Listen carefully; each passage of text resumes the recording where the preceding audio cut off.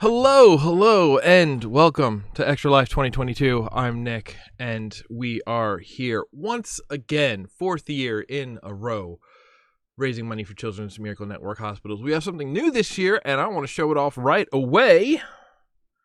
Going to send us to the donation zone.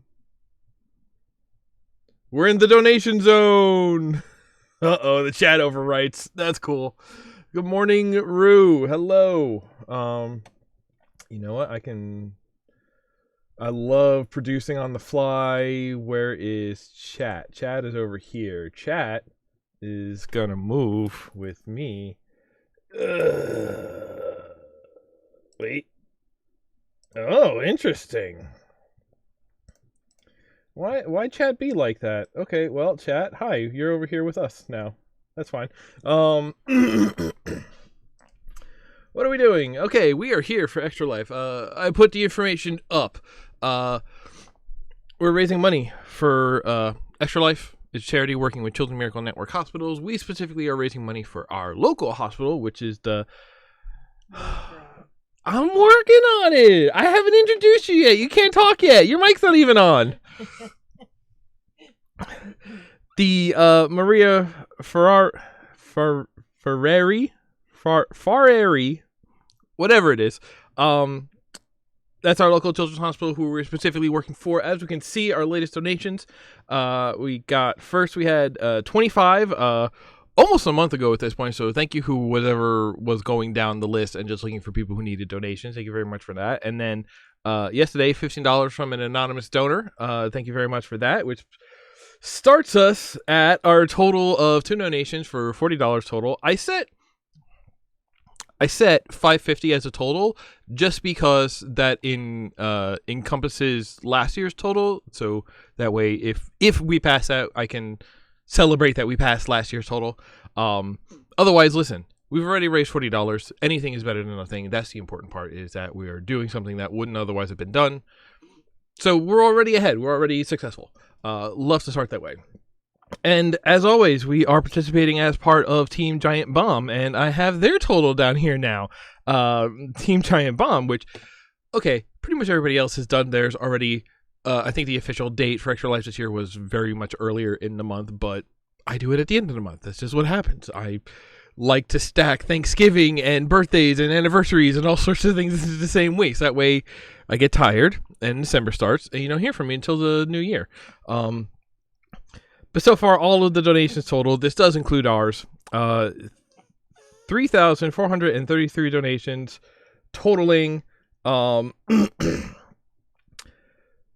that's a big number, $166,811.56, which is 70, called about 75% of our total of $223,566, and boom! The technology works. Rue, thank you for your $5. We're now at 3 for $45. That's great. We're going. Oh, I love when the technology works. This is the whole reason I do the stream. Like, yes, we're doing it. I'm taking the energy and it's going into, raising money for the kids, and that's the best thing that could happen. But I love to do all the streaming stuff because I get to make the technology that works. Listen, I barely even need to be here anymore. I could put the bouncing DVD logo in this window and we could all watch that and watch the donations roll in. That'd be pretty good, actually. I would do that. You think I should do that next year? I could do that next year. Then I don't even have to stay up for 24 hours. Or 2 12-hour shifts, whatever. No, they come to see you. But again, these numbers are what we're here for. Every dollar you see donated on the screen is going to children's hospitals, going to help children and their families in a very turbulent time in their life. When, anytime a kid is in the hospital, that's a dark time. This supports research and everything from, recreational stuff to, let kids have something fun to do while they're staying in the hospital, all the way up to research for techniques and, new technologies to make the stay more effective and more worthwhile, and hopefully kids won't even have to come back. This is what we are here for. This is the end goal of all of this. So anything we bring in is goodness spread. We're here to bring your attention to it and set up the technology to watch all the fun happen. You're here to watch, keep us company, to donate, and to spread the word. And I keep saying we because my mom's here. Hi, everyone. How are you? Happy Thanksgiving. A day late, but happy Thanksgiving. Hope you all had a good turkey day. Happy Thanksgiving. Yeah, we're starting with mom. This is a crazy thing. I realized there is maybe 2 sections this year where I'm on my own. Oh, I thought you said none. I thought it was none. Then I realized the finale I'm technically going to be doing by myself. I know Joe will be here at the time. And Jackbox, that's the other one. No, because we'll be here with the audience and people playing along and we'll all be together. But the only time I am the only one on mic on stream is going to be Jackbox and BMNG. And that's... Well, you usually do BMNG by yourself, right? Right. But that's like, what, 4 or 5 hours total? Something like. It's relatively small compared to the full 24? No, 24 hour schedule. Oh, my goodness. I almost did way too much work for that. Hello, Kiro. Welcome. We haven't started any games yet. I have my loud voice on to make sure you can hear me all the way over there in chat. I got my gamer juice going. Hi, Mom. Hi, Nick. What's going on? Happy birthday. Thank you. I put down this first block as the 64 for 64 because earlier this month you had your 64th birthday. I did indeed. And this month has been weird, so it feels like it's not that we missed it. No, we didn't. But we didn't do anything big for it. No, I don't do big for my birthday anymore. Maybe next year it'll be 65. That's the big one. That'd be nice. 64 is not a. See, you say that. You say that, but we in the gaming sphere. Ooh, I did not like saying that. Ooh. Yeah. Ah. What about the gamers? What do they say? 64 is a very important number because it is a power of 2. And power of 2 is very important in computers and digital realms and all of that in the first place. I did not know that. It's because all right. Okay, hang on. Go ahead, tell me. No, this is fun. This is easier than playing games if we just bullshit the whole time. So it's because of how memory works and how computer and stuff works. Okay. So basically, a computer is just a hojillion light switches. Okay. And how many positions does a light switch have? 2. Right. That's why 2 is an important number, because everything can be on or off. Ah, okay. So then you have... So if you have 1 light switch, you have 2, right? Mm-hmm. We double that. We have 2 light switches. You have 4. Mm-hmm. That's 2 to the second. You have 3 light switches. How many do you have? I can't do math this morning. 2 to the third is what? Is 8. It's double the last one. Okay. So now we have 3 light switches, but we have 8 states that it could be in. Okay. I gotcha. Okay. Right. And so every time you add 1 switch, you're doubling the amount of unique combinations you can have. Okay, basically. Gotcha. All right. All right. Because it's everything you had last time with the new one either on or again in off. So you double. So we go to 4, we go to 8, we go to 16, we go to 32, we go to 64. Ah, 64. So basically when you talk about a power of 2, you're also talking about it's also a Beatles song. It is. They were singing about the Nintendo 64. So this was a big thing. It used to be when we were talking about generations of video games, it was the 16-bit era, the 32-bit era, the 60. So as consoles were getting stronger, it was because they had more memory than last time. So they could do more impressive things because they had more light switches to play with. Okay, gotcha. Oh, all right. Yeah, right? Yeah. And the one who wore it big and proud as a badge on their chest was the Nintendo 64. 64. Mm-hmm. 64 because it was their 64-bit system. Gotcha. I was just going to ask that question, There but you now go. you go. All right. It's All these years I've been saying N64. I never knew what that meant. Okay, now I know. because it was their See, 64-bit you're never system. too old to learn something new every day. I firmly believe in that. You got to keep learning. Once you stop learning, you're dead. Yeah, that's true. Don't say that's true. That'll get me in trouble. I know a lot of people who stop learning and refuse to learn now. Oh, boy. You learn something, whether you want to or not. You do learn something. That's pretty good.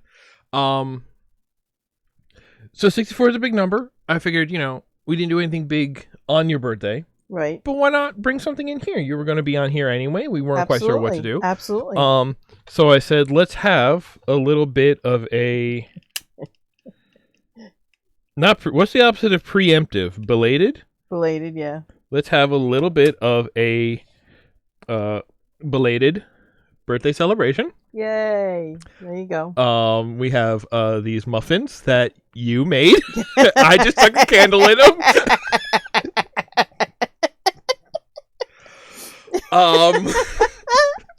That's how it works. I built all the widgets on the last screen. That was my part of your birthday. Okay, Wait, hang it on. was. Yeah. All right. I don't know if we can sing the birthday song. It's okay. Just wish me a happy birthday. Happy birthday, Mom. Thank you, sweetheart. Ta-da! Yay! Would you like blue or white? I'll take the white. Okay. Thank you. I'll take the candle. The candle. You. Thank you, my love. The candles are mine. Hey, what's up, Matthew? A lot of chatting going on over there. Hello. Yeah, man. Who's there? Hi, Matthew. Is that Matthew? No, Matthew. We know lots of Matthew. So Matthew, hi. Twitter mutual, I believe, is the accurate. I never know what to call people because I never want to offend other people because you know how friendship is asymmetrical? Listen, that's a whole nother... Yeah, let's save that for later. Friendship can be asymmetrical. Man, I love that, but that is a, 3 a.m. conversation to be having. Yeah, definitely. Around the campfire. Or some Heinekens. There you go. I mean, same thing. Half a dozen of the other, right? Yeah. It's going to be one of those. It's going to be one of those. Yeah, it's just going to be one of those. Listen, I have no idea what we're... Okay, we have the big production clock. Yeah. We have to remember to look at it because I don't know when things change. We're 4 years in. I've had it up to here with this. We're just here to have some good time. We do have there's a video game. It's already kind of running in the background. All right. Friendship is asymptomatic. Yeah. Ooh. I really like that asymptomatic friendship. It's like, yeah, friendship is there, but there's no signs of it. Well, no. Okay. No. Well, asymptomatic flu. It's like you have the flu, but you're not coughing or anything. I guess some friendships can be like that. Not all, but some. Well, so okay. Here's also interesting. You know the difference between a symptom and a sign? A symptom is a symptom means that there's something wrong. It's a not, I don't want what's the word I want to say. It's proof that something's wrong. I don't know if proof is the right word, but it's a reaction to something that's wrong. Well, so a sign can also be that. Yeah. So but a sign can also be reinforcement. Oh, I guess a symptom is too. Oh, okay. So what's the difference then? So the difference is symptoms are self-reported by the patient. A sign is something you can see if you're somebody else. So like if you go to the doctor and you say, hey, I have a headache, that is a symptom because you may not be able to look at somebody and tell that they have a headache. Okay. Nobody else experiences the pain of the headache. You need to say that. That is a symptom. If you say, hey, my leg is bleeding, the doctor can look at your leg and go, yeah, that's a lot of blood. That's a sign. Ah, if you didn't say anything, the doctor could say, you're bleeding. Okay. That's a sign versus a symptom. I listen to one medical podcast. You do? What's one medical podcast? What's it called? You need a rapid test to see if you caught friendship. Yeah.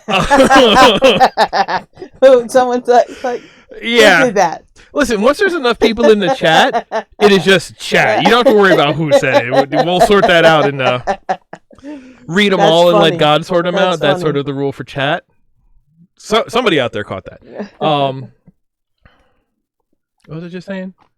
We're gonna get to a We're video here to game. play video games. Yeah, that's what we're here for. Let me load this up real quick. So we said 64th birthday. Yeah. We'll have our cupcakes. Yeah. That are muffins. Yep. There's ice cream cake over there, but I didn't want to prep that too far beforehand because it would just melt. And we will play some 64 games. Absolutely. N64 games. And we were trying to think because we got the N64 in our house when it was pretty new. But I don't know how much time you actually spent with it. Not a lot. Not a lot. Because I was busy being a mom. Yeah. So we put together. All right, we're good. Listen, the game is playing. What are we starting with? We're starting with Tetrisphere for the Nintendo 64. Cool. This was maybe the one you sounded most excited about. I don't think I've ever played it, to be honest with you, but I know you showed it to me, and I love the fact that it was so 3D-ish. You know, It's different. Like, I've always been a fan of Tetris. Mm-hmm. But the Same idea, here. but like, I also love when there's a spin put on Tetris. And Tetrisphere. Hey, okay, how do you play Tetrisphere? Press down on the A button. So you'll notice our controller is going to look different. Don't worry too much about that. Okay. Not too much different, I don't think. Not too much different. So when they say A, they mean this one. When they say B, they mean this one. That's the Okay. important thing. L and R, I believe this one is going to be Z. This is your stick. This one is not real. And this is your D-pad. Oh, it's not real at all? Or for some games? Don't worry about it. Okay. All right. So how do we play this game? That's Wheels. He's going to show you some things we need to play Tetrisphere. So the shadow is your preview. That is where you are. That is the shape that's going to drop. Okay. We use the D-pad to move it around.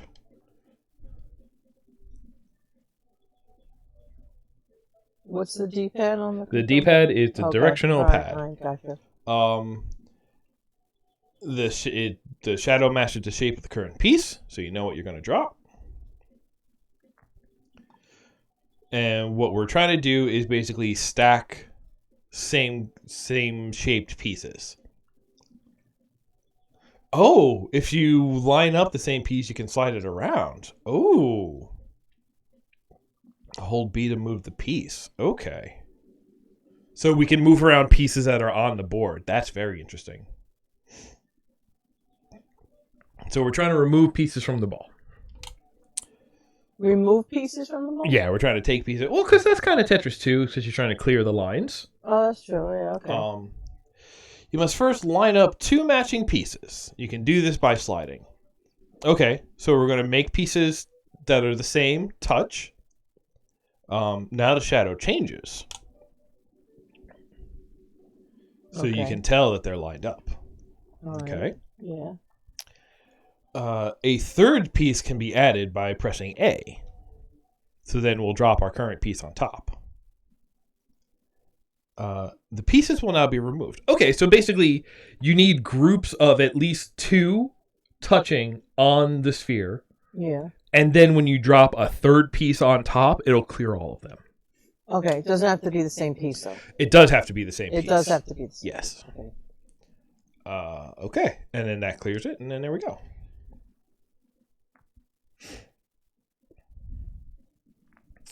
Lives. Okay, what hurts us? We have 3 lives.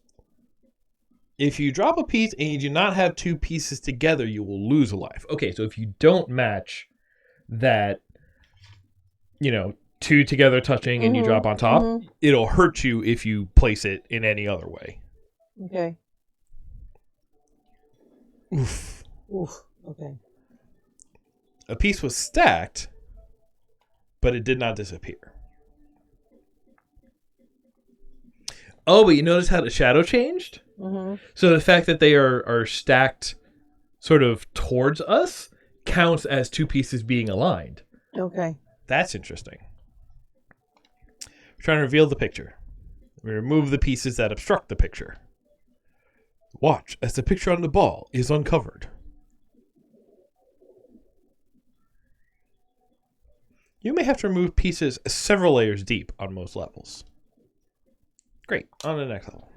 I just realized a game is covering the chat, so let's move that over here so we can see it. I sound like I'm being picked up by two mics. That's because I literally am. I thought I fixed that, but okay. Which two mics? 1 and 2. Oh, really? Yes. This one's that sensitive? They're all that sensitive. Oh, okay. So, I know this is a problem. I was trying to fix it. It's because they're on separate, like, USB audio devices. So they actually have different delays in being processed. So I did delay one, and I thought I was delaying them evenly. Maybe now that everything else is running on the computer, that delay is actually different. I can try to fix it later. For now, it is what it is. Yeah, it is better than when I hadn't adjusted for it. I'll say that much. Watch as I show you a combo of 6 pieces. Okay.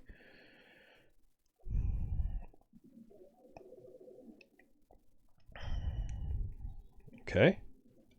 Combo of 6. Number of pieces being broken in all current combos.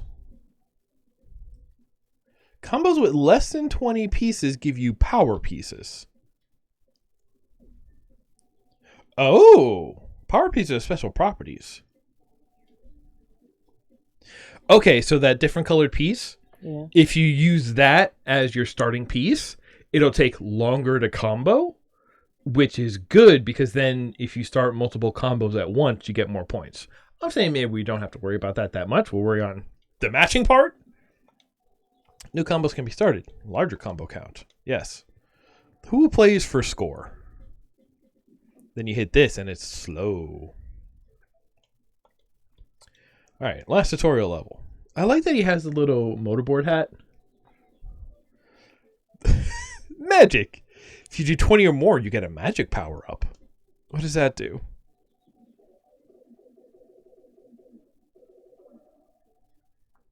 Notice the icon appeared after the combo. It shows you the magic you have. That's a firework. I don't know if fireworks are magic. Helps remove many pieces very quickly. Use C down. So I believe that's going to be this button. Okay. If it is the way that I left it set up. And then it'll do a thing. Oh. That's powerful. This is the end of the basics. All right. We are ready for Tetrasphere. Do you feel ready for Tetrasphere? No. Okay, great. How do we move the pieces? All right. Let's start with practice. Let's practice. Yes, definitely. Let's practice. So before we get started, are we doing this for like an hour? Or are we just doing it until we get tired? What are we doing here? So we have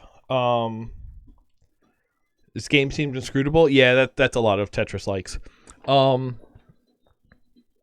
I should bring up the schedule. I believe we have a 3-hour block. We do. And we pick like 5 N64 games.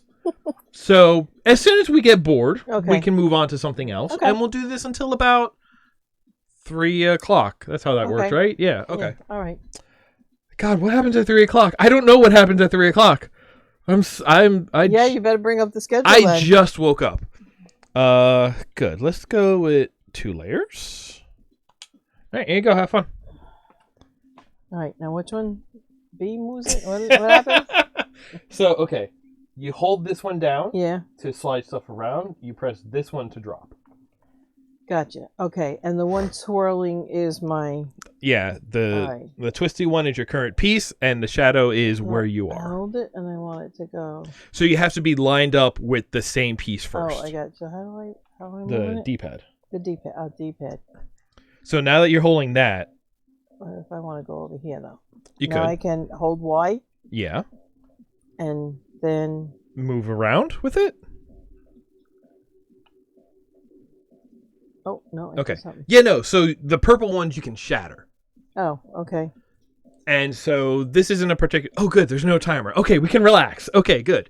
All right. So, And remember, what you're trying to do is make at least 2 pieces of the same gotcha. touch. Okay. So like these two, right? Are they touching? They're touching. They're touching, but they need to be like lined up, like those 2 are. Okay. There you go. Now I see. Now you have the weird shadow. So now All when right. you drop it, it'll shatter the one you drop and those 2 that are connected.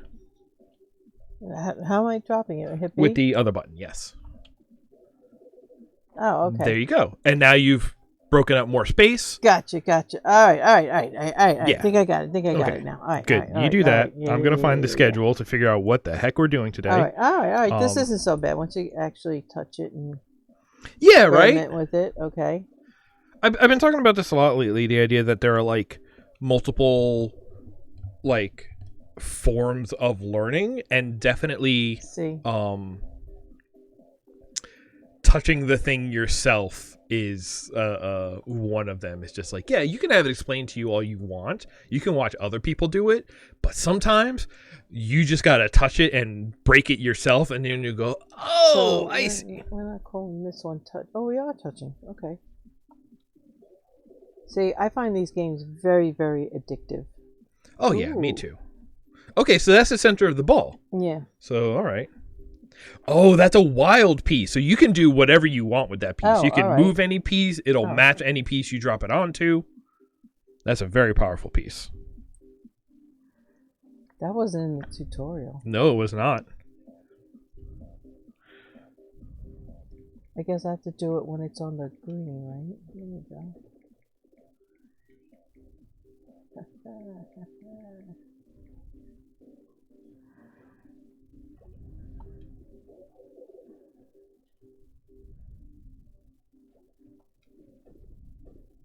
All right, I like this. Right? I do. That button.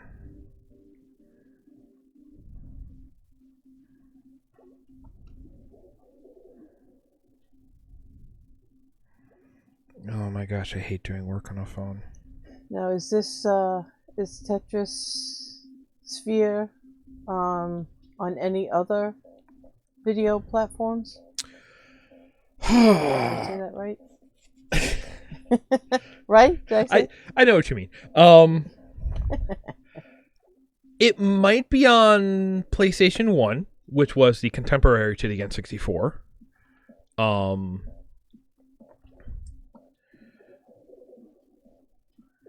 I don't know about anything else. I don't think it ever got a PC port because there were a lot of during this era, the computers were still different enough. What happened? So you dropped it, but And it wasn't two of them weren't already lined up. Ah, okay. Ah, fudge. Yeah, all right, they have to be lined up. I just had them touching. I gotcha. Ooh, look at this one. This is a biggie. Oh, yeah, there you go.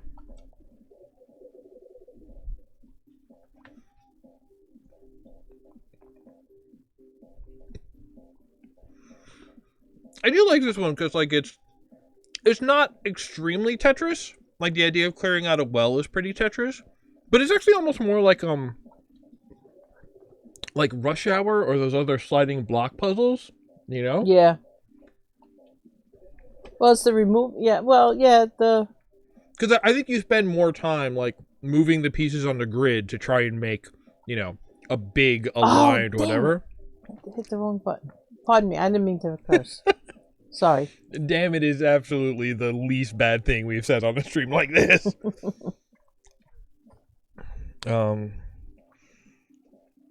Hey, schedule. Hey, we're at $45. Oh, good. I can see the milestones on here too.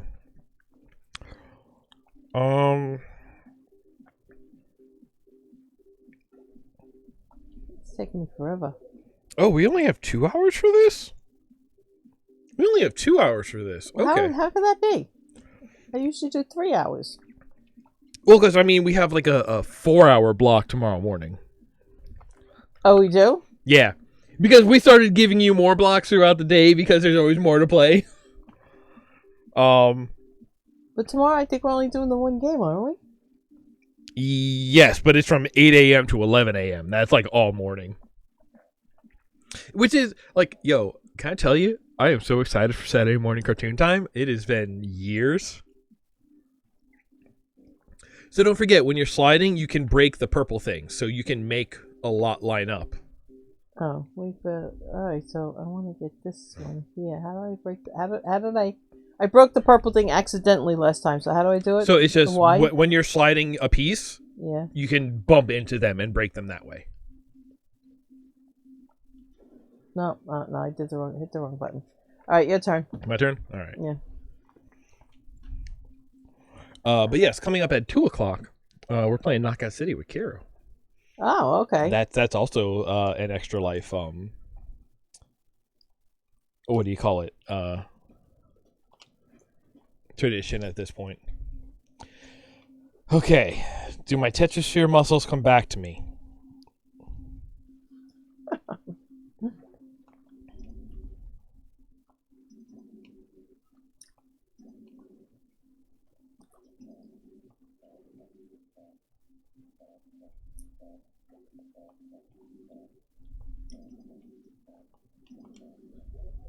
One would think, as the mother of someone who spent his whole life playing video games, that I would be much better at them. Surprise, I'm not. Yeah, it's because I handled it, you know? The only time I sit down and play video games with Nick is Extra Life. And occasionally during our hibernation in the winter months. We do need to get back to the Yakuza games. Yes, we are playing Yakuza. However, it's Nick with the control, and I just get involved in the storyline and the characters. Kiryu stole that baby, and I need to know what happens next. That's going to be a lot. That was a lot. Break the purple things again for me. Show me how you do it. You just bump So them down? you just grab it like you're moving a piece around, and just boom, out of the way. Oh, okay. But the thing is, you can't do that with the normal pieces. So, like, I'm trying to move left and right, and it's just, like, knocking into it. Okay. So it's like, yeah, the purple is... They're kind of just filler pieces. Kind of just fluff. Oh, now we're talking. Look at how much space I have here. All right, let's get all of these lined up. Oh, this is going to be it. This is going to... Oh, you're actually moving the pieces around. I was just going over them. I see what you're doing. I see what you're doing. Uh-huh. All right, I want another turn. Uh-huh. See, I'm just taking all of these and like, no, I want this big group. I'm making this group happen. Ooh, can I? No, that big piece is in the way. Yeah, but it's... The one below, can you move that up? Okay, so I can grab this. Oh, I can't move it all the way over there. Okay, but I can move it here. And, like, I could take this one and move it here. So now that's lined up with the bottom. Okay. But now I can't line anything up with those because it's slightly too far out. Here, I can take this. Okay, I can grab some from over here. What if I just popped every yellow on this layer at once, you know?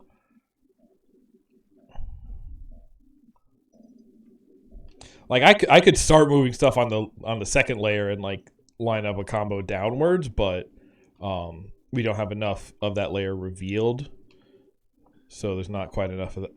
Oh, you can pick them up to a higher layer. Oh, whoa, what? How did I do that? Yeah, how did you do that? Oh, because it's lined up. You can go up when it's lined up exactly. Oh, hang on. I just busted this game wide open. Hold on. No, maybe not. Maybe. Or is it because it's a power piece, right? Maybe. So if I take this piece, power pieces you can lift. Okay. You can't lift normal pieces. Okay. Okay, that's an interesting distinction about. Okay, but that means I could like come over here and I could start using them to build bridges. Hello. Yeah, see, now go like this. Now that's lined up. Can I... Nah. Well, okay, I could do this and then... Well, that one's already lined up. God, there's so many down here, too. I got no other power pieces around, huh? Eventually, I have to drop this piece and do something. I think this is why the normal game mode is timed, so you can't, work out a perfect move like this, but We're here. We're in practice. See, we do that. Now that's lined up. Yeah, that's fine. Let's drop this. Let's see how long this goes for.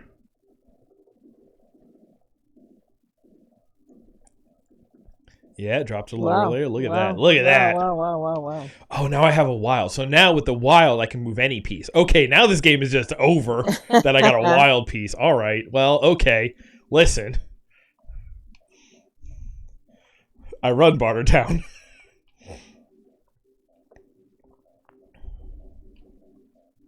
Because, like, now I can do that, get that out of the way. I can move this up. We can get... Whoa, hello.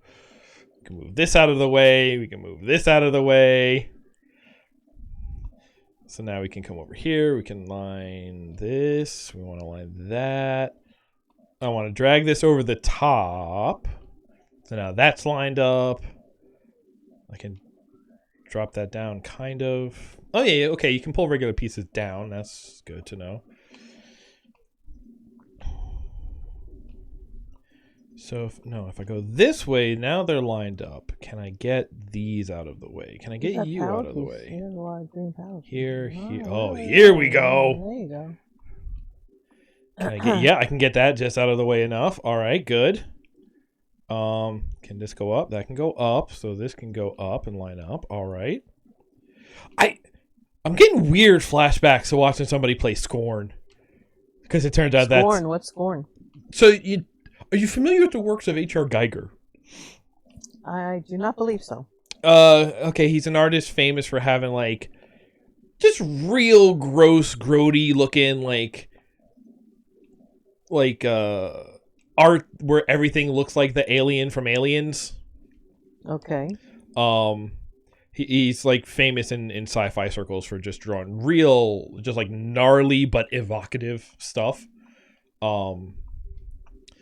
And Scorn is a game that was based on basically just like, hey, can we make a game that looks like his art style? And they did, and it was gross and evocative and weirdly more of a puzzle game than anything else. It was like they took I remember looking at it and going like, man, somebody really liked the second half of Quake 4 and said, oh, well, let's just make that the whole game. Whoops. I didn't hit that button. Or did I? Or it just got sick of me waiting and it says, fine, we'll end it for you. Okay, listen here, game. Alright, let me get another practice. Yeah, here you go. And then we'll play a game? Sure. I figure we'll do more handoff. A lot of these games are going to be better for handoff anyway. So if you want to change the pieces that are going to appear, you need to pick at least 2, but you can change which ones. No, that's okay. All right.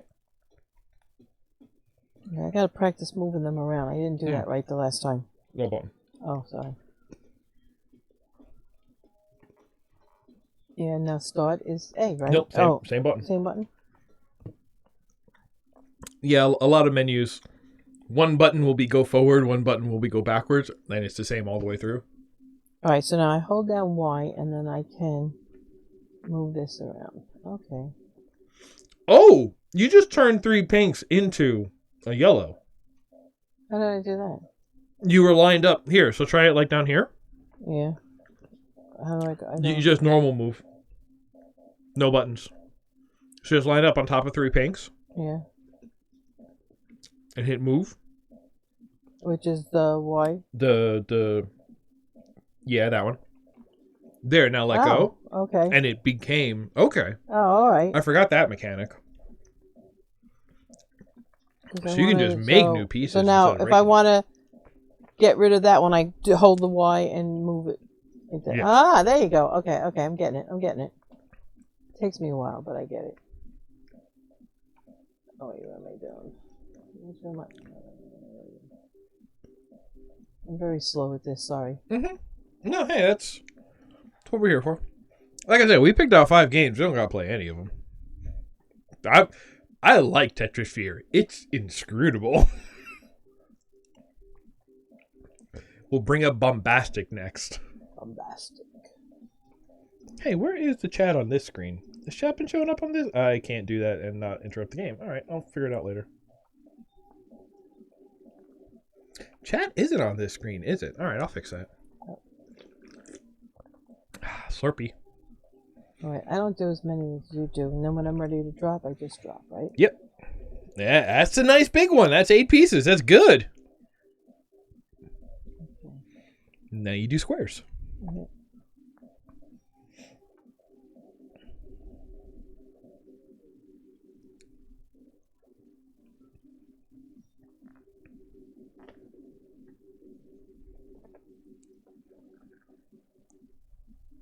What else can I do?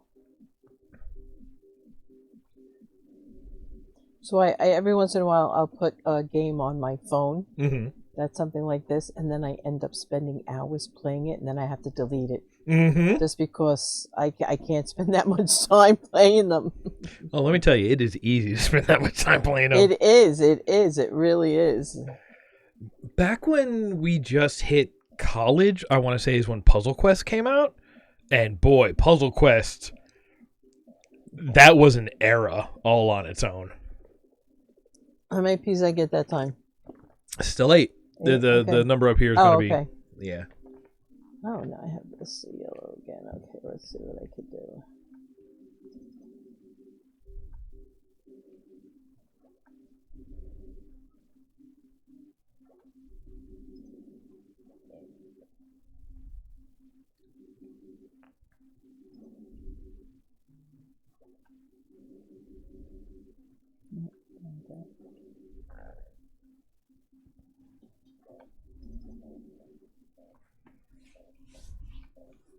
Huh. Keep forgetting to hold it down and move it. Okay, let's see. So is there... Oh, yeah. If you can move these over, then you can line those up, too. Right, that one? Well, remember, it's got to be, like, exactly aligned. You can't have the, like, herringbone look. Right. What do I want to do? Well, so, you move whichever one is easier to move, right? Yeah. So you already have that big group, so you try to line stuff up aligned with that.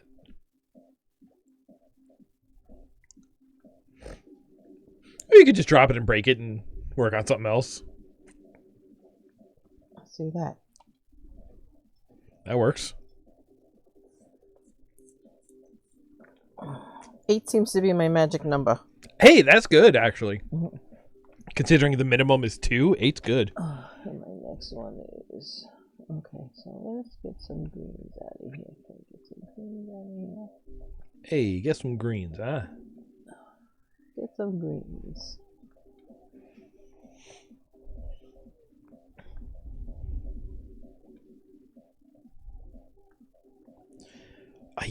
Just looking at this from like a coding perspective of like, what is the algorithm that they had to build to fill in the sphere like this? Mm-hmm. God, so it's a sphere too, right? So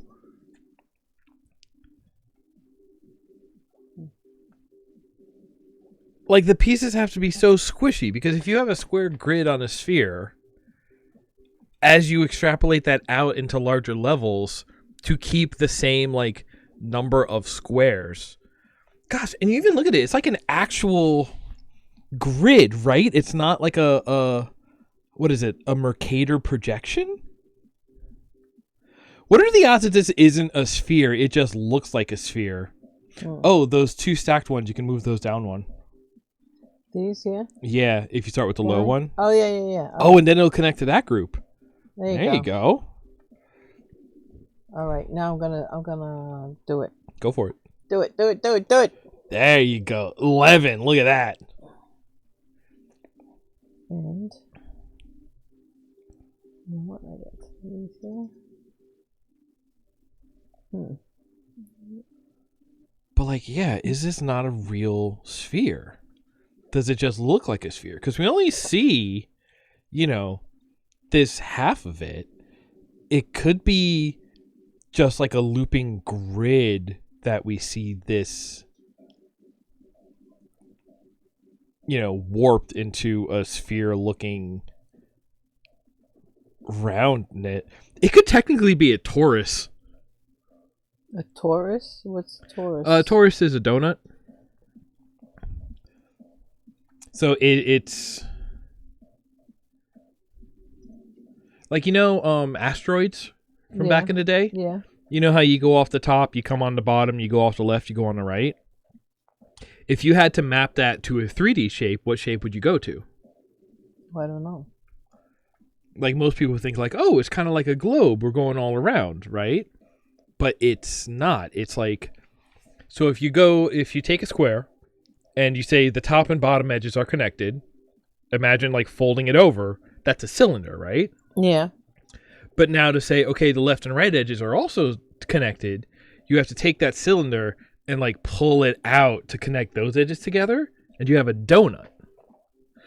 I wonder if Tetrasphere is actually Tetris Taurus, but they didn't want to put that on the box. So they just made it look like a sphere. Let me Google Tetrasphere Taurus and see if I'm the only jerk who has thought of this.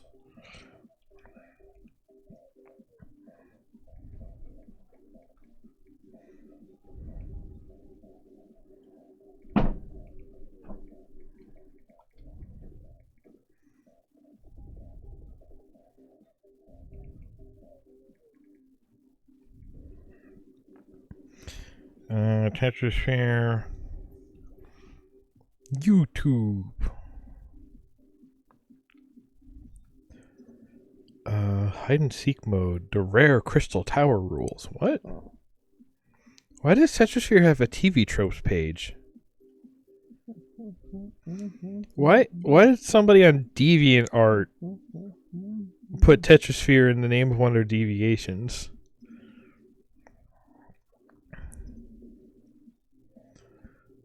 Boy, you know you've hit on something niche when you look at the Google results and you reach the end. Oh boy. Okay, well. You reached the end of Google. Finally. We've all been waiting for it. We've all been rooting for it. Oh, that's a nice big group. Yeah. Oh no, I hit the wrong button. What happened? You were off by one. Ah! Oh, damn it. That was a good group, too. Yeah. Here's the cool thing. It's still there, and you'll be able to move that misplaced one next time you come around on a square. So, like, you could just pop that little group of greens, and then a square is the next piece, and then you just go right back to it. Yeah, that's true. That's true. I do this one, right? Mm-hmm. Just now I can get a couple more blues out of there. That's a cool noise. It's like a tractor beam noise. Man, every time I play Tetrasphere, I'm just reminded what the rules of Tetrasphere are, because it's like, once a decade I play. It's the one sticking up all the way over there. Alright, but are these power ones? Yes. Wait, I'm over there? Yeah. So you got to line up the one you misplaced too, just to make sure that goes away. There you go. There it is. 14. Look at that. All right. I'm doing better. I only killed myself once so far. Yeah, no, you're definitely picking up on this. Takes me a couple of goes, but I do like this game. Yeah, right? I do. I don't know why. Tetrasphere is like one of the like seminal N64 games to me. When I think of N64 games, it's like, oh yeah, that system that had those weird games. It's like, all right, it had Tetrasphere and Revolt. Even though Revolt was on PS1, I learned. And, a lot of people will be like, oh, Mario 64, Jet Force Gemini, Mario Kart 64. Yeah, I didn't have none of those games. Mine came with Diddy Kong Racing. And, I tried playing that, picking up some games for this block, and Diddy Kong Racing has the same physics problem that Mario Kart 64 has that makes it, like, unplayable to me. I like that the power blocks can be put on top of each other. Yeah, that's a real powerful technique. Like that.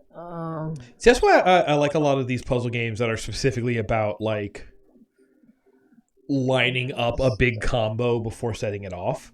Like that's why I really like Tetris Attack. What's that big one? I think I'm just going to do this one right here now.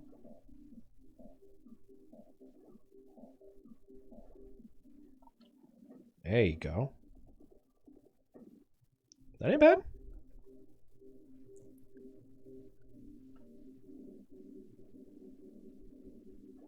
Oh, wait, no, I don't want to pick that one up.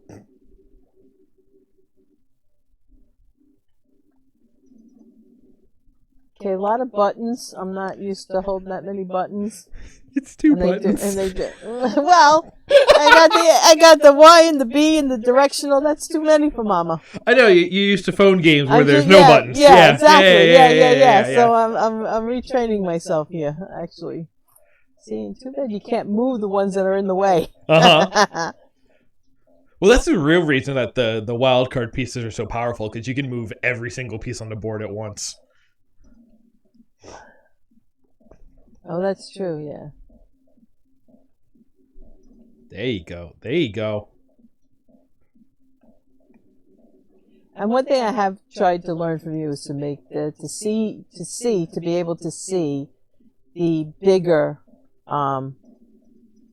collection, you know. Mm-hmm. I try not to. I used to do so many just tiny. Oh, 3 pieces. Yeah, that fits. I'll just do that, you know. Mm-hmm. But you try to do more, and sometimes you get it. Well, because you don't. It's not even like bad to do little ones. Like that's the thing that actually makes me like mid range that I go for the biggest ones all the time. Because like when you're actually, you know, high tier, high rank, high skill, whatever, you are able to recognize where do I have the space to go for the big ones, and when do I have to be, you know, just knocking out a couple of little ones to, you know, make space or keep tempo or whatever like that. Like being able to mix the big and the little appropriately is actual good game playing.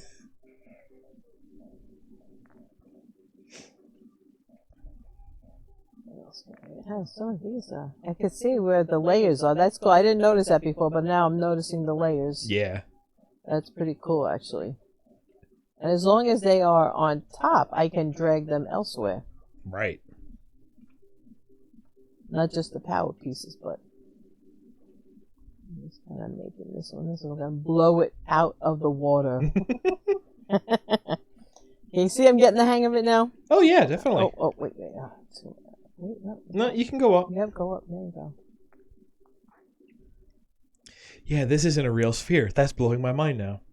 Well, no, because now there's one thing I got to check, right? Because it's on a real sphere, if you go sideways 360 and arrive at where you're at, 180 rotated, so exactly on the opposite of where you started, there will be a point that you will also reach if you go vertically all the way around from your starting point. That's how you can tell if you're on a sphere or a torus. The sphere of destiny. That's, you know, the way I pronounce it. Alright, I think that's... Oh, wait, I got a couple over here. Give me this one.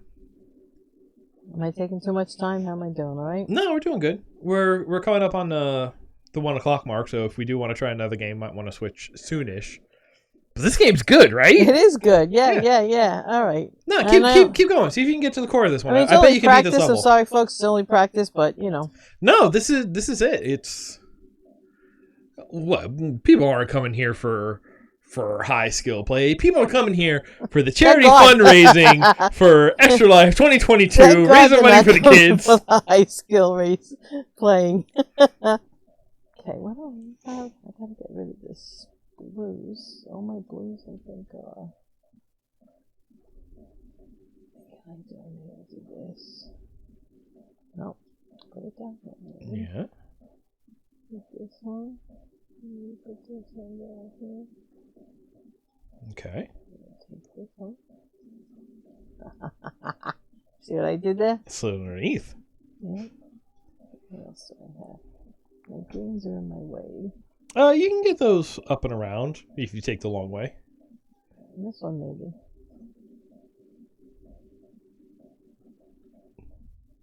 Maybe this one? No. No, the yellow's in the way. But that other blue one, lower left, yeah.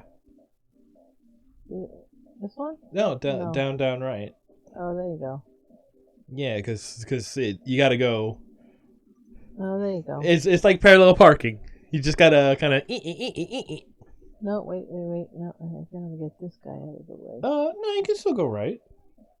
No, the yellow's in my way. But the yellow's on the lower level. No. No? I don't think so. Where'd I put them all now? Left. You went way past it. I went way past it? Okay. Yeah, now down two? Yeah. Is this them? Yeah, straight down. Yeah, there you go. Yeah, you just went over that yellow. Oh, okay.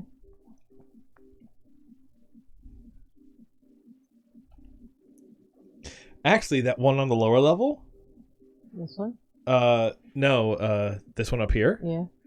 If you move that up one. Yeah. No, the lower one. Oh, and then I can get it to come out? No. Then you can put one on top of it and it'll connect that way. I have to get one, but where do I get So one? around. Yeah, that'll work.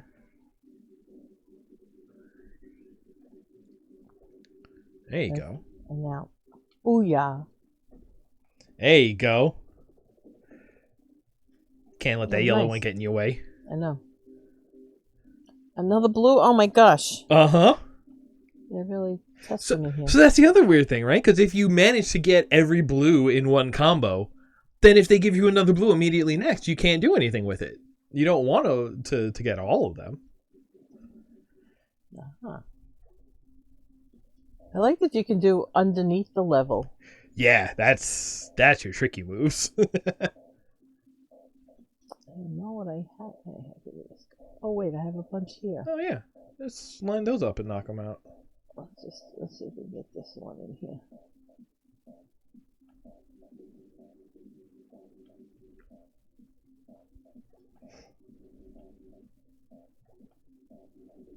Yeah, I have to remember they have to be equally aligned. They can't, like you said, they can't be staggered in any way, you know? Yeah.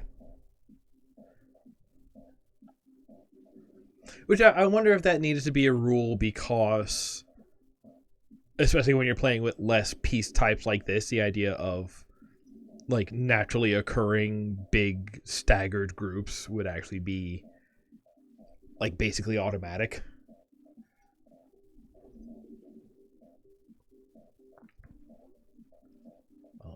How's it going out there in the chat today? How's everybody doing on this wonderful Friday? We are in afternoon now. What are we doing now? That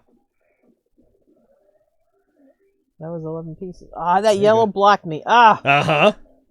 All right. Well, yellows. good news. You have a row of yellows coming up. Yellows. Let's get them out of there.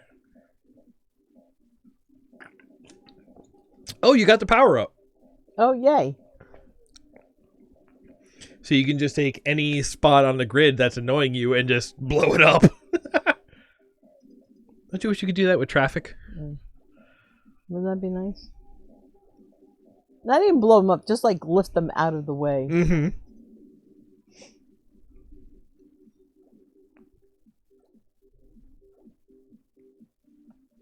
I like that I can break them. I learned how to break them, now I'm breaking them. Uh-huh. It's just like, oh, these aren't actually here. Oh, fell in a hole. Oh. What else do I have? Anything up here? Yes. Oh, yeah.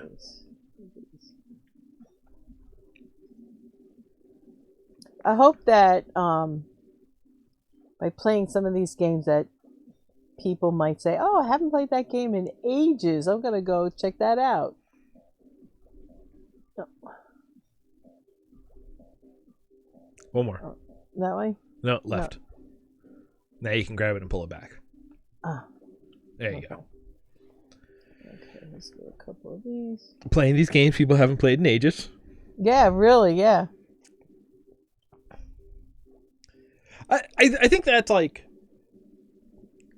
kind of a niche that like streaming has fallen into.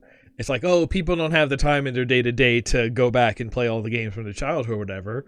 So, there's just a couple of us out there who are just like, you have to make the time. You really do. Well, that's the thing. We go out there and we're like, yeah, we'll play it. And then you just watch the video. And then you can watch the video while you're doing dishes or whatever. Yeah.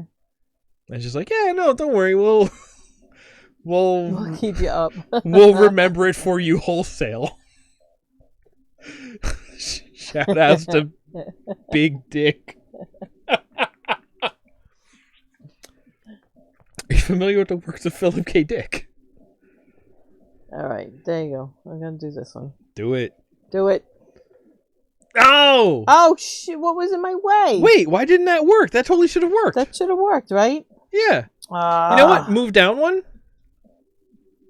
And just drop it. Oh. No, there's something here. There's something.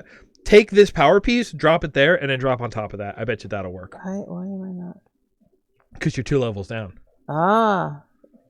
So how do I get that power piece? Take the... Yeah. Now just up one. Now drop it. There you go.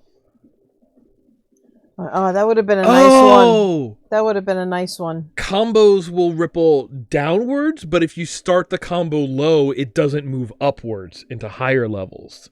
Oh, is that what I did? That's what just happened. Right. So you have to start highest. All right. Okay. Another yellow. Okay. That's interesting. That is a very specific mechanic. All right.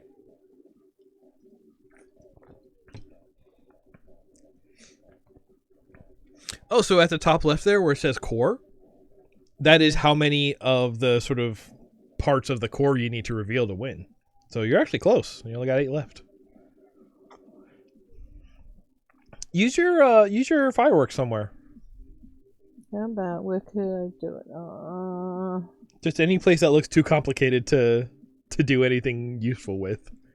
Yeah, actually, like right there. Is right there? All different. And how do I do that? It's what one? The right face button. Yeah. No. Yeah. Bam. No? No. Okay. Try the right stick to the right. No, right stick. There you go. Oh, yeah. Look at that. And that's it. There was your 8 pieces. You beat a level. Ta-da! Finally. Okay, I like this game a lot. This game's good, right? It is good. All right.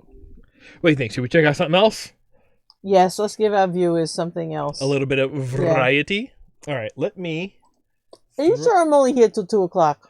I thought it was more too. Maybe, like I said, I am a...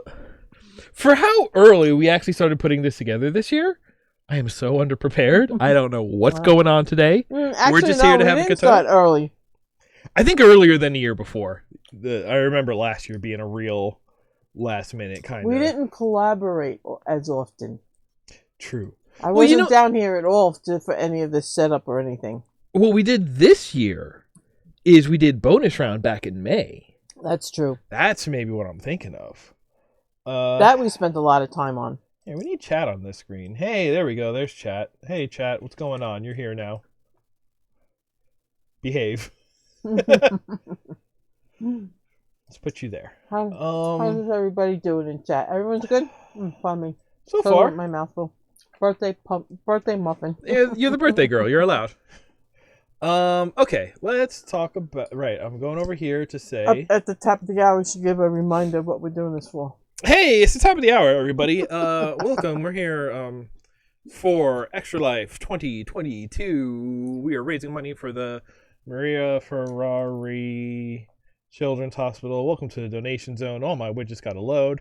Here's what we're looking at. So far, we've gotten 3 donations, $45. That is fantastic. Everything we raise is going to Children's Miracle Network hospitals to bring some joy into life of kids going through a dark time and their families. That's great. I can't be doing the catch up and also loading a new game. Hey, what game do we want to play? Oh no, we had a list. Our list, the lists we had Tetris, F-Zero. Yo, let's play F-Zero. F-Zero. We need to shake things up a bit. Let's do some F-Zero. I love F-Zero. I need to crash a little bit. Oh yeah, let's play F-Zero. F-Zero. I did used to play F-Zero with you a lot back in the day. I do remember that. Mm-hmm. F-Zero. Anyway, all those out there listening to us, I'm not sure how many of you are, but Wait, thank you for coming. Has there been no game audio on stream this whole time? Hold on. Is that what somebody tell me? No, but I'm looking and it's not bouncing. Desktop audio. Oh yeah. Oh gosh, I'm sorry, everyone. Glad everybody's paying. There we go, video game. Everybody else is just as awake as we are. It's that turkey. The post Thanksgiving. Yeah, coma. Comas, Yeah. There we go. Okay, I can bring that up a little bit. I love F-Zero. I love the soundtrack to this one. Hey, can I get first? Yes, go ahead. Okay. Yes, definitely. My hands are tied from that again. Go ahead. Yeah, you love that. This is like all throughout middle school. This is the game I would stay up till 3 a.m. playing. I'm at home here. So you're talking what middle school? You're talking. So how many years ago is that? That's a lot of years ago. Don't make me do math. It'll make me sad. But the fact is, in that short time, look at how far. Remember last time, was it in the bonus round, we did the Hot Wheels? Yep. And the graphics are just so much more better. I don't know. I love the way this game looks. There's something about I love it, this game. Yeah, for its time. But I mean, right, I just see video games today, and sometimes it's hard for me to tell if it's actually a game or if it's an actual like animation movie or. See, I used to have that. Do you remember? Okay, it's going way back. Okay. The Incredible Crash Dummy toys. Yes, I do. Do you remember the one figure I got that came with a VHS tape that had one episode of a cartoon for Crash Dummies on it? Vaguely. And that was CG rendered. And do you know how long it took me to realize that that was CG and not some weird take on live action? It was just like, man, how did they do the fake head like that? It's like, oh, it's 3D computered. Like 6 years later, I realized, oh, that's a CG animation. Like, even back in the day, that would get me. All right, how do we go forward in this game?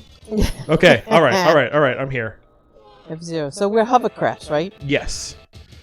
Okay, here we go. We're going. Okay, we're going. Okay. Look at that. Love F-Zero. Freaking love this game. I love the way it sounds. I love the way it moves. And just know that just because I love a game doesn't mean I'm any good at it. Uh-huh. No, that's... Again, I need to keep apologizing because my skills are... Stop apologizing! Are very, very... Stop! You only got to apologize if you've done something wrong. I'm only... You haven't done anything wrong. Stop it! Stop it! I do. I feel like... Don't make me get the newspaper. All right. Whap you on the nose. Okay. Hey, I got boost power.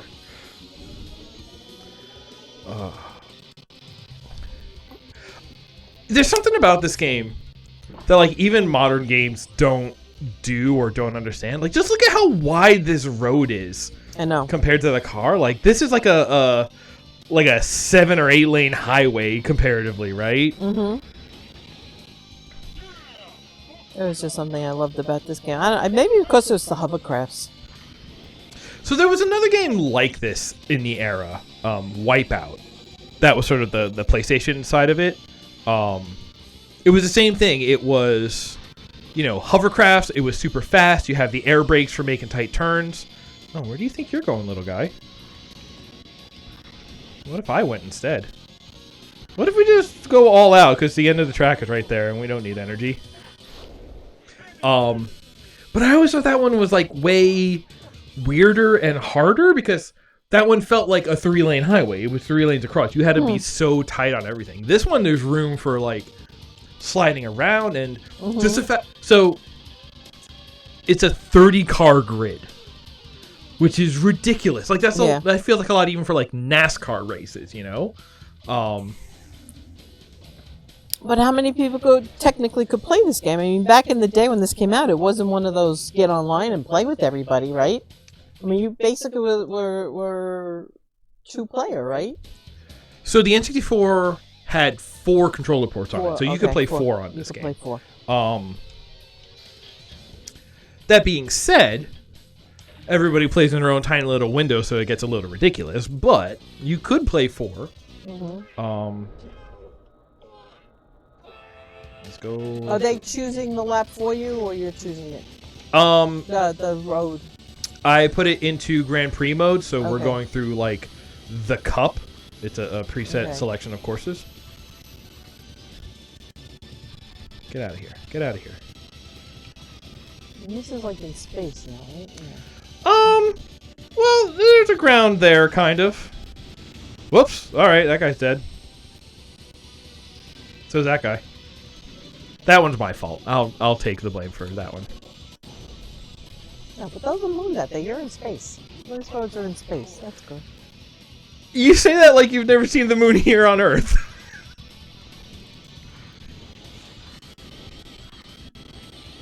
Okay, come on, let's go. Let's go. Let's go. That's like your. So are we on Earth? Not necessarily, but... Oh, come on. No, I need to go. I need to go. Let's go. Let's go. Let's go. Let's go.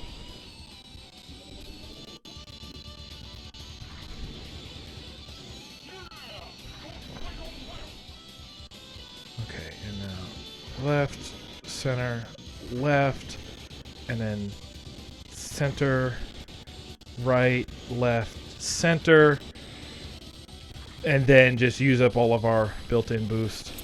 Hey, you know, I'm just thinking when you're just doing that left, center, right thing. Yeah. That's what made me think of Guitar Hero. Yeah. Anyway, we could do Guitar Hero on this one, yeah? Yes. Oh, that would be awesome. We could do Frets on Fire. What is that? So it's Guitar Hero, but you pick up your whole keyboard and use F1 through F5 as your buttons. Oh, really? It's silly, but it works. It does work. I love the way this game sounds.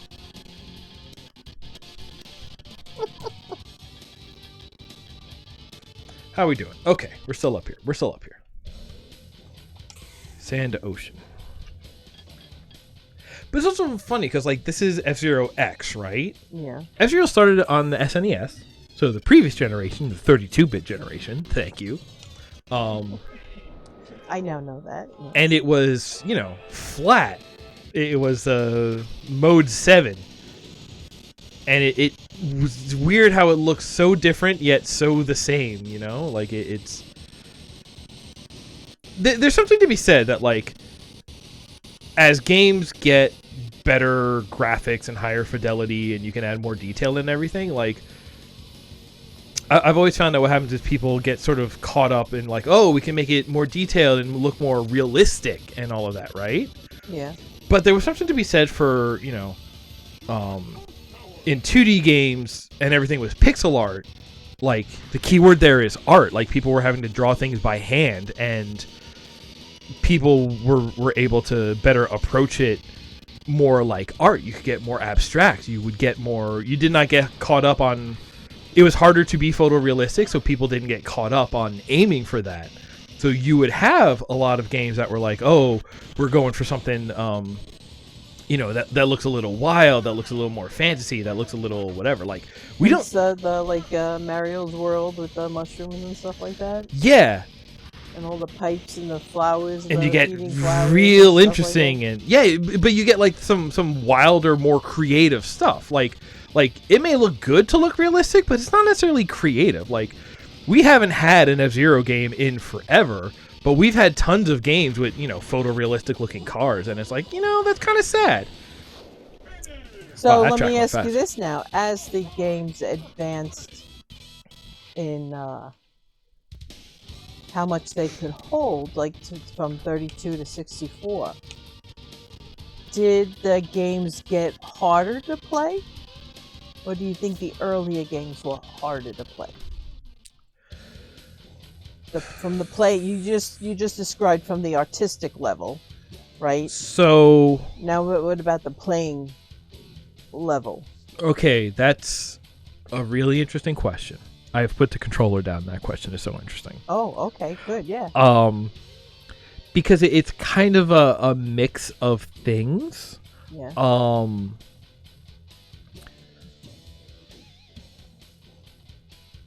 the complexity of play doesn't necessarily have to do with technology. Because just think about some of the board games we've played, right? Yeah. Like you can start with checkers. Very straightforward, very few things you can do, very simple. But then we've also played, even something like Ticket to Ride, and how complex does that get? And we've been playing Machikoro Legacy. And like, okay, now we're into tons of weird and cards are flipping and we're doing this and that. So like technology generally isn't a metric for complexity in any way. Okay. But in video games, there was a little bit because, I would think because of what you're allowed to do and what it allows the player to. So actually, it's more to add to their skill level, maybe. A lot of older games were harder, actually, and I've always found it was largely because of communication. So you think about NES games, right? Mario 1, or especially like Zelda 1. Okay. You look at a game like that, and how to play was in the handbook.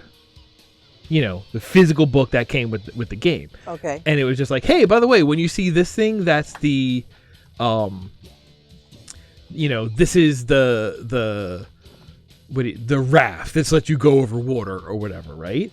But you look at something like that in game, and it's just like a thing, and you touch it, and it disappears, and you may not know that means you picked it up, or you think of right. Oh, okay. Yeah. Go back further to like the Atari, right? And you had adventure games on that, and that was squares on a grid, and you were like, what is going on? Like at some point, the abstraction was so high, and we did not have the processing power to like run the game and put things on that told you. Like, so you even look at this game, like racing games are pretty straightforward, but like, yes, this game does have advancements of like, okay, now we have boost. Okay, F-Zero 1 had boosts.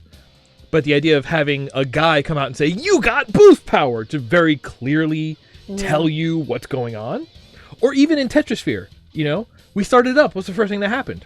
We got a tutorial that said, hey, here are the mechanics. Here's what's going on. Like, you could have a lot of those same mechanics in an older game. But the idea of, like, it's everything that goes on the screen has to live in memory somewhere. And so it's like, okay, do we want to take up this chunk with a big explanation on how to play, or do we want to put more game there? And so in a lot of those cases, it was like, hey, there is plenty of game here, but if you don't have the handbook explaining what is going on, it is incomprehensible. Gotcha. All right. In that way, the earlier games are more difficult to play. They're more difficult to play because I didn't notice that before, but you're right. Now we have almost every game has something popping up to tell you what happens if you do this, or if this happens, that there is some kind of tutorial within the game itself. Or even think about all your phone games. Like, you're playing your phone game, and then an ad comes up for another game, right? But how many times is that ad, hey, move this gem and this gem, and it is teaching you how to play this game that you're not even playing right now. Yeah, and I get sucked into that. Right? But then also what happens is I say, oh, I like this game, so I'm going to download it, and I will. And then it's nothing like the sample they showed you. Yeah, it's completely different. So that just annoys me. So that has been the case of like lawsuits, actually, because that is a false sale of goods. I mean, because you're doing it because of a certain graphic or the way it moves, but then you get it and it's totally different. Yeah. So it's just like. But also even think about it this way: how many of those games, whether what they show you or what they actually are kind of the same game? It's like, okay, you take it, you swap these two, and stuff happened, and then you swap. So matching a lot of matching tiles, a lot of, whether it's flowers or numbers now, that's another big thing. You match the numbers that add up to 10 or, 3 in a row, whatever. So everything's 3 in a row, We've gone through this weird loop, right? Mm-hmm. Because it used to be games didn't tell you how to play. Then we had kind of the same games, but they started really explaining in detail how to play and making things a lot clearer. Mm-hmm. Now we've wrapped back around to this point where, like, every game is kind of the same, so you already know how to play. Yeah. So they don't explain it to you because it's just like, hey, you see this grid of gems? You know what this game is. Yeah. You're like, yeah. oh, I'm gonna swap gems and make matches of 3, and then stuff will happen. Yeah. So it becomes this weird thing where, like, actually now, games aren't explaining themselves anymore. We're kind of back where we started, but now there's this like cultural knowledge. Well, again, because I think we got smaller, so now it's on your phone, and your phone does so much more than just make a phone call. Yeah. That it can only hold so much memory, I would imagine. Oh no! Right? Compared to my phone, could hold every NES game that was ever released. Really? 8 or 10 or 100 times over. Wow. Yeah. No. So it's not. That's the thing. It's not a matter of space anymore, but now it is a matter of. Wow, that in a phone. I did not realize that. Yeah. No, it's ridiculous. It is ridiculous. Like my phone, when I'm sitting at the doctor's office when I'm in the waiting room, I can pull it up and I have like every game from the NES, the SNES, the Genesis, and the Game Boy just on there. Any game you want from those 4, it just lives on there, and I still have room to make a call. Wow. Okay. But all right, my turn. Okay. I'm gonna. There is like a practice mode. How about I drop you out to that? Yeah, that's fine. How do we get there? How do I get there from here? How do we get back to the highway? There we go. What is it? Hey, practice. Novice, yep, that's me. Okay, so... Do I get to pick my car? Yes. My hovercraft? What track do you want? We got... Easy. Here's your basic with a loop-de-loop. Here is just a straight loop. This one doesn't even have turns. Speed, though. That's high speed. Pipe is pretty good, because pipe, there's not even walls. If you go sideways, you just spin around in a corkscrew. All right, maybe that's good. Do pipe. Let's try pipe. Let's try pipe. Pipe or the first one? Let's try pipe first, and then we'll go to... Okay. Okay, pick your car. What do I have? Just a top, huh? Yeah. Wow. They do make a difference. Not a major one. Okay. What's going on? I like the red gazelle. Right? I like the red gazelle too. Okay. Right. Hi, Mander. Good morning. We're going already. Okay, and I'm good on speed, right? Yeah. I'm in the middle. You don't got to worry about this. For advanced users, power users, if you will. And what just my... This goes. Yeah. This steers. You're good. Okay.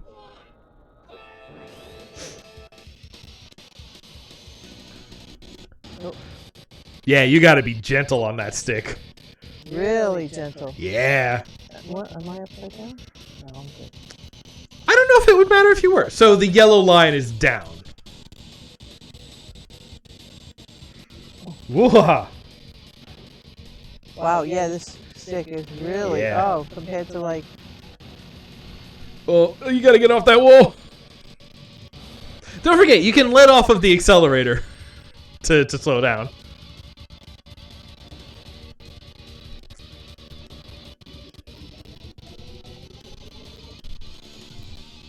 Yay! I hardly have to touch it. Everyone's waking up. Joe is here. Hi, Joe. Amanda's here. Hi, Amanda. Awake is hard. Awake is hard. Rue is still here. Rue, what time do you get up? You're always up. Well, as far as I'm considered, super early. Oof, oof, oof, oof. Oh. There you go. There you go. Yeah, this one's hard. This game is not easy. No, the joystick is very, very sensitive, actually. There you go. Yeah, this game rules. I retire. I crashed and burned is what I did. You got through one lap, though. You did make it through one lap. Yeah. All right, I'm just going to watch now. My joystick. It's again, I think I've said this before, but each game you have to, for myself anyway, I have to get reacquainted with the joysticks and the controls because they are. There you go. They are, because each game it's a little bit different. Mm-hmm. You know, like with Tetris, I was like, you know, I could push all the buttons and go left and right as much as I wanted, and it was fine. This one, I barely touch the control. Like I have to be like super sensitive. Well, also in the last one, we were using the D-pad a lot, and the D-pad is like simpler in a way. Yeah. Listen, the D-pad is just 4 light switches. That's all I'm going to say. Did I finish the lap? I did. Yes. Yeah? Okay, good. All right, I'm a little bit better this time. I'm not going around in circles as much.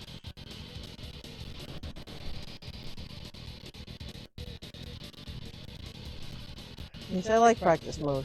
Oh, what am I doing? I don't know where I am. I think I'm going the wrong way now. You're going directly sideways. Well, yeah, no, you're good. Okay. Hey, yeah, good. Yeah, there you go. I think it would tell you if you were going backwards, at least. I think. No, I think you're going backwards.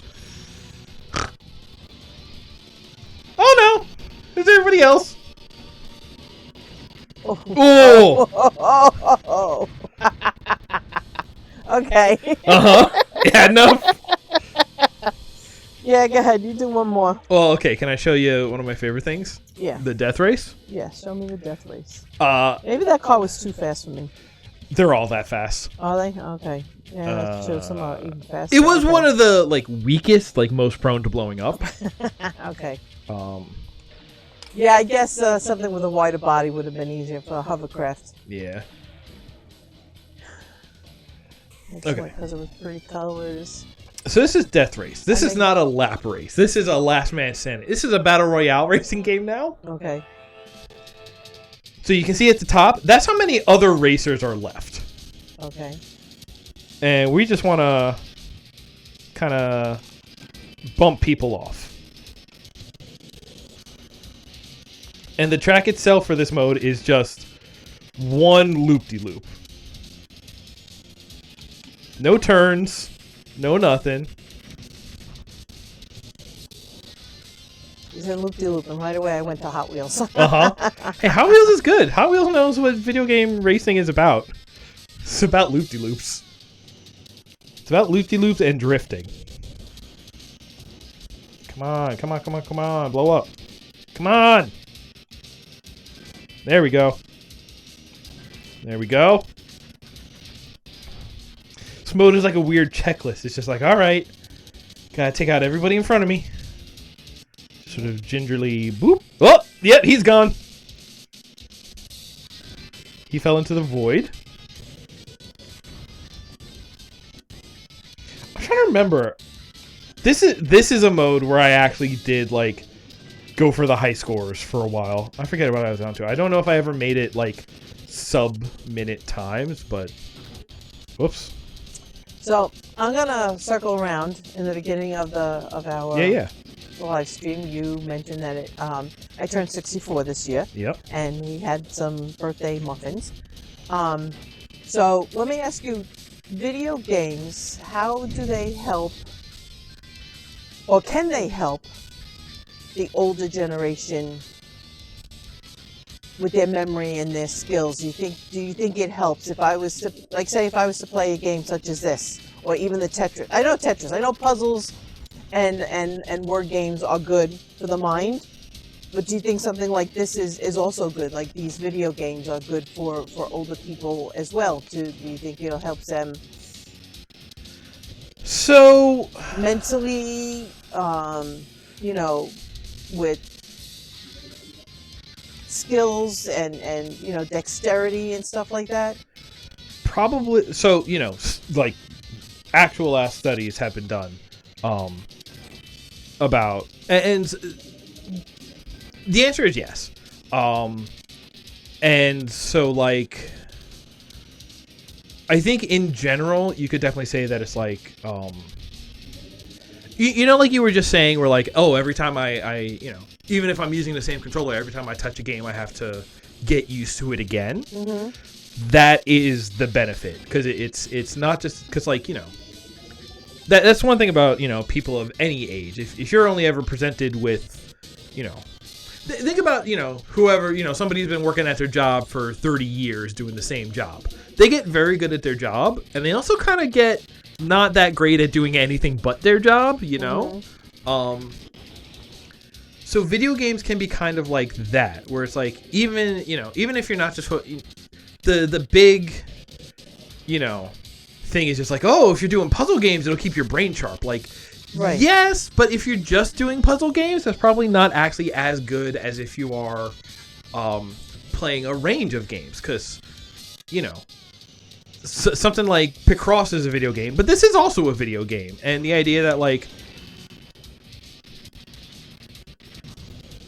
having to do that sort of mental gymnastic of, like, okay, I'm still interacting with buttons and controller or whatever, but now I have to play with this whole new, like, oh, in this one we're dealing with speed and reaction time versus, a different one where we're doing word puzzles or math. Or even just the idea of, like, because, like, even if I just played this game forever, like, okay, I'd get good at this game, but then you play something like Mega Man, and it's like, oh, it's a platformer, and then we have to deal with running and jumping and gravity, and, like... Well, then, even to go back to something like Tetris, where you were using the D-pad, and, you had to line things up. I mean... Yeah, like... that... Different tasks exercise different parts of the brain. So, there is definitely something to be said for, like... If you just played one video game, you might do, a little better brain-wise than somebody who didn't play any video game. But really, I think if you are... It would work even if it wasn't video games, but it's the idea of, like, as long as you are sort of keeping your horizon open, you are keeping yourself exposed to, like, a breadth of experiences, then that is what's going to sort of keep your mind flexible, is sort of what it is. It's sort of, mental yoga. It's like, okay, today we're stretching the arms and legs, but today we're stretching the neck. Playing different video games, like, stretching different parts of your brain. So playing a variety of games, overall, it's going to keep your brain very sharp, because then you are going to stay used to, like, okay, what am I looking at today? What do I have to look at? Your sort of, like, analysis and your ability to switch tasks and do all of that. That is going to stay sharper by playing a variety of video games over playing, a single type of video games.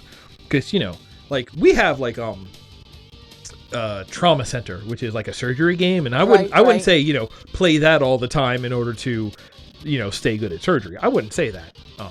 Never mind, because it's barely close to real surgery. But the idea of video games are a very efficient way to sort of put yourself into different situations. Because, like, we're playing this right now, and this is very arcadey. This is very, Yep. unrealistic, which is actually interesting in itself, because, like, we are experiencing, this is forcing us to think about things in a way that we might never run into in real life, because it is so unrealistic.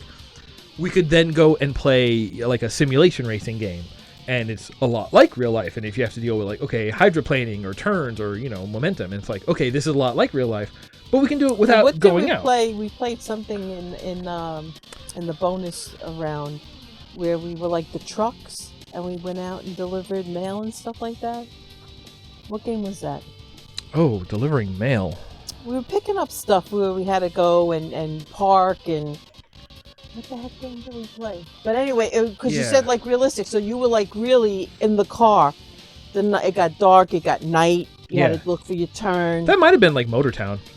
It was something. I got a couple of games like that. But so that stuff you would do. I don't think we played it on it. We were looking at that. That was one of the ones we considered. We didn't actually play it on it. Oh, okay. Yeah. But, like, you came to a stop sign, you had to look if traffic was coming. Right. So that's, like, realistic as opposed to something like this. You're right. No, it's just interesting because, like, I have volunteered in old age homes, and, with the art, and I know that's good for I guess it stimulates the mind, but it's also good for physical, you like working with clay and stuff is good for your hands and stuff like that. But just with the video games, I mean, I do enjoy games, and going back to the ads on phones, when you're playing a game, an ad will come up, play this game, this word game, it tells you the age of your brain, and but I don't know how many, maybe the people do play them on their phones. I don't know. People my age, I don't know too many people my age who do play video games. And Alitra. It's also, it's definitely a generational thing, because, like, I grew up in the city, We were living in a city at the time, so it's like, and it's kind of a 90s thing because it's like I never really went to like the park by myself, right? No. No. And that was partly because it was a city, partly because it was the 90s, and there was a weird take on like public safety in the 90s. That could be a whole bigger topic. I'm trying not to get diverted onto, but so like, you know, we talk about, I think a lot of people from, you know, the 80s and younger had this idea of like when you're a kid, you go out and you play in the woods, or you just go out with your friend and you kind of go on like Goonies like adventures. 90s kids like me, I feel like a lot of us did not have any of that because there was this thing of like there was a bigger worry about us, so we were kept a little more sheltered. Not only that, but because of where we lived, like you couldn't go next door and ring your neighbor's bell and have your friend come out and play with you because you didn't have a neighbor next door. Yeah. You know? Well, we did, but they were around the back of the block. Yeah. I mean, yeah. And like when I grew up, you know, I mean, you were in the brownstone, so I was it was in the brownstone, yeah. So we had friends within the building, and then you just ran out, and you know, you had friends next door, to the right of you, to the left of you, across the street. You know, you had a handful of friends, and someone was always ringing somebody's bell, or you shouting out the window. Yeah, you you sort of had the street you lived on as like a central place of a bunch of people you knew. Yeah, we really did. Like I had a bunch of friends around town, but they were like nobody was closer than like 2 blocks away. Right. And we did not have like a central location. Right. Really. Right. Like kind of the park, but even then we had to travel to get there, no matter where you were from. Yeah. Yeah. But so exactly that. Like I think video games became like the virtual spaces that we could have adventures in. Like we didn't go run around the woods and do whatever. We, you know, ran around the woods in Zelda, or I ran around the future in Mega Man, and you know, but it was like the same kind of thing. It's like, oh, we're going and we're having our fancy adventures and whatever, or you know, we're exploring spaces. That's what kids do, is they explore their space to learn about it. But you know, when I was growing up, my space was the virtual world of video games, not, you know, the neighborhood, really, because it wasn't a place I could explore at my own pace. And the other thing that was difficult about that era too is that they were always saying that video games were horrible for kids, you know, that it would cause you to have seizures, and that, you know, it was you needed to get outdoors and have the fresh air. But that's coming from the generation that spent their time outside. Now I can see what you're saying about that was your world to explore, you know. And my best friend was Bubsy and Crash, and that says a lot about me. I don't know if I was ever totally against video games. I think I was more against the amount of time spent playing them than I was against games themselves. There were very few games I don't think I allowed you to play. Like, you didn't play Doom for a very long time, or unless Daddy was playing it. Was it Doom? Doom. I was playing Doom real early. Yeah. But because for me, that made me dizzy. I can't, even to this day, I can't watch that too long because it makes me dizzy. But I you know, it's just that I think video games are not the villain that people make it out to be. You know? No, they're really not. I mean, no more than as in everything in life, it has to be in moderation, and you have to know, especially when kids are younger and they're just starting out on video games.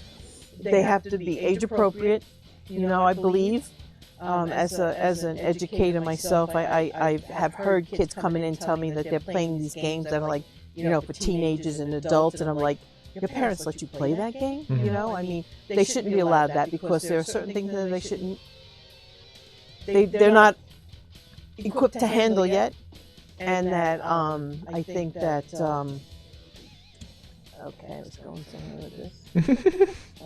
Age appropriate. Yeah, age appropriate, and that they kids also have to know that it's just a game. I think if kids go unchecked, and like card games and that crashing, especially the more realistic it is, the more real life it's like, they do become desensitized. Maybe, I don't know if that's the right word, but they have to be aware. I see how that's a worry, but it's like that, you know, this isn't how it is once you leave the video game. But video games, you can think of them a lot like you think of like music and movies and television or whatever. Oh, absolutely, like, it all falls into. But what I mean is, if somebody is going to be confusing a movie with real life, there are deeper issues going on with their sense of reality. And video games are very much the same way. And they should be monitored by an adult, by a parent who will say, hey, that's enough, you know. But here's what I mean is, you remember when the thing was, you know, like metal music, not even metal, rock music, it's like, oh, rock music is the devil, it's gonna that's the thing. Elvis, but like it's that same sort of like moral panic. They're looking for a scapegoat to blame what they see as sort of cultural ills on. Video games are absolutely in that, but I think video games do work just like music, just like movies, is that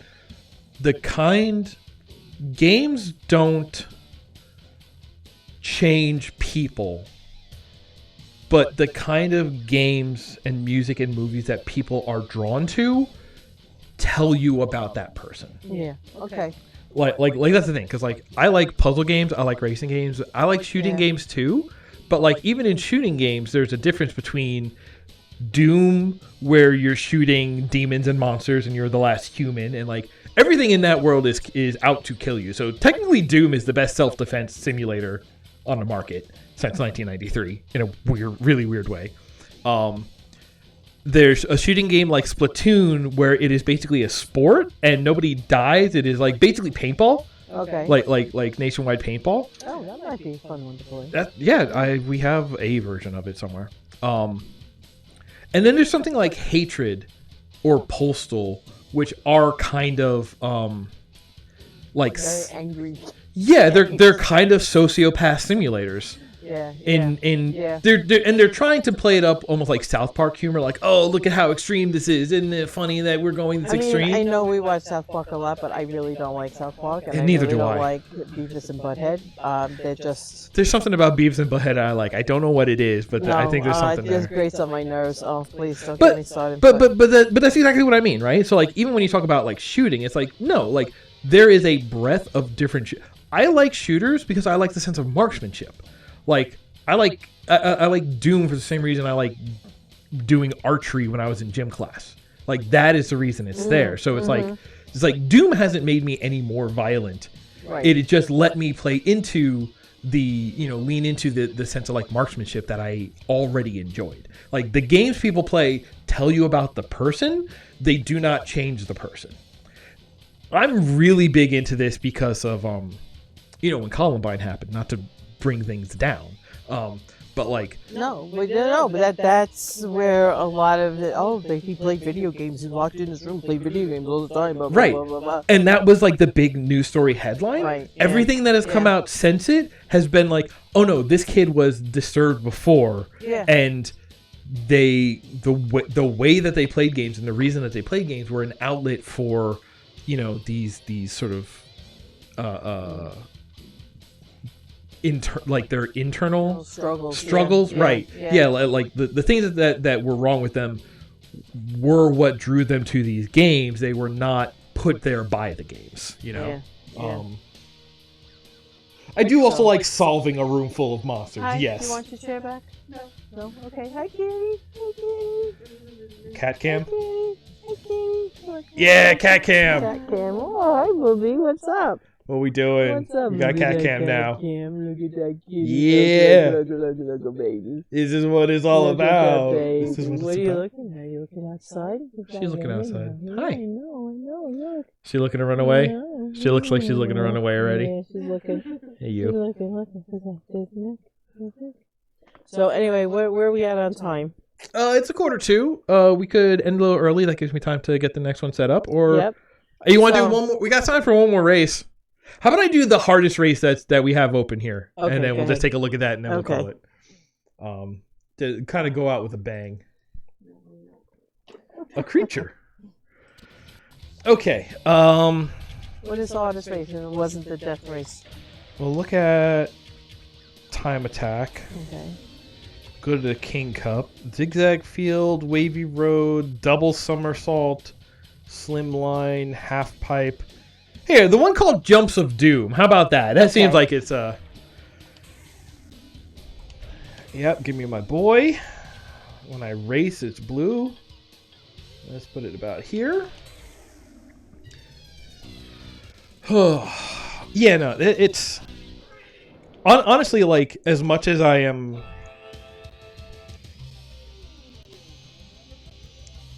Yeah, like the now I'm racing. Now my brain is really split. Yeah, no, focus on the. But what was that? A bump? Yeah. Oh, you can use them to your advantage if you do it right. But the idea of, like, games are a really interesting intersection of like the two things my brain's like most is like systems design, and honestly there's a lot of sort of like psychosocial issues that games touch upon. So the idea of, like, man, you want to talk about, like, tabletop RPGs like Dungeons and Dragons and stuff, because then you were talking about, like, group dynamics, like how do a group of players, of friends, of whatever, how do they interact with each other, plus what is, you know, like the average die result of like a 2 to 4d6, which, by the way, I looked at that the other day, and if you are on 2d6, the average result is a 7, just because of, you know, number of faces and permutations and whatever. But on as you add 1d6 to that roll, the average goes up by 3.5. There's something useful in there in terms of, like, setting, you know, roll points for. It's like if you were playing craps, and you know how craps, the key roll is 7. Yeah. It's like 7-2 in boxcars. So, like, if you did craps with 3 dice, right? Yeah.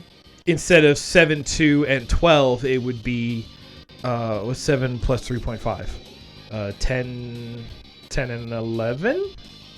So instead of 7, it would be 10 and 11, 3 and 18. But otherwise, the sort of bell curve of the result probability is about the same, because it's about a bell curve. Roll more dice, get big number. Yeah. There you go. This is a good time to take a break now. Oh, hey, I get to put in my name. Right. It's me. So, but before we break, maybe just give a real an update, or do you do that? I do that at the top of every block. At the top of every block, okay. All right, so I'm going to throw us over here to the chat. Hey, thank you for joining me. Happy birthday. Oh. Well, thank you. Thank you. And it was my pleasure to join you. I'm kind of a little disappointed you only got me for 2 hours. Yeah, I know. I really thought we were 3 tomorrow. So yeah, I really thought 3 right. 3. So that's okay. So I'll be back tomorrow. You'll be back here 8 a.m. 8 a.m. tomorrow to begin tomorrow as well, when we're gonna do Sonic Adventure as a form of Saturday morning cartoons. There you go. Yeah. Sonic and breakfast. Saturday AM Sonic. Yep. Will you be try to be around for Jackbox later tonight? I'm going to try. Yeah, what time is that coming on? Did you put a schedule up? The schedule is up. If you go to bit.ly/AstroLifeNixK, you will get the page where you can donate, watch, and see the schedule of everything that's going to happen today and tomorrow. Okay. I want to say it's like 7 o'clock tonight is Jackbox, because then, yeah, I think it's 7 o'clock, because then 9 o'clock is when we go into the Sonic Shuffle. 7 p.m. Eastern, Jackbox Party Pack. So, all right, yeah. You probably won't be on stream, but if you're in there playing with us, that'll be nice. That'll be fun. Probably Daddy and I will play. We like that. Okay. And you're doing the new Jackbox, right? Yes, we have Party Pack 9s, which we tried them out a little bit the other night. There's some fun stuff in there. Okay. So good. I'm looking forward to it. Yeah, I do enjoy that too. All right. Okay. All right. So thank you for joining me. Thank you very much for having me. Thank you all for showing up here at the beginning. We got a lot more ahead of us, so don't go nowhere. But we're going to take I don't know, 10, 15-minute break, get set up for the next thing, and I have to hit. Amanda says happy birthday. I saw earlier Rue said happy birthday. You're getting happy birthdays from the chat. Thank you very much, everyone. Thank you, everyone. And we will be back in a minute. Let me. Oh, I'm hitting all the wrong buttons. Oh my god. Oh, OBS, don't crash out on me now. I need to hit this so I can hit this so I can hit this. Wait. Enjoy the rest of your day, everyone, and enjoy the rest of the stream. And come back tomorrow if you can. I'm gonna say that, which I know is wrong, but that's fine. And yeah, we will be back in a minute, everybody. See you soon.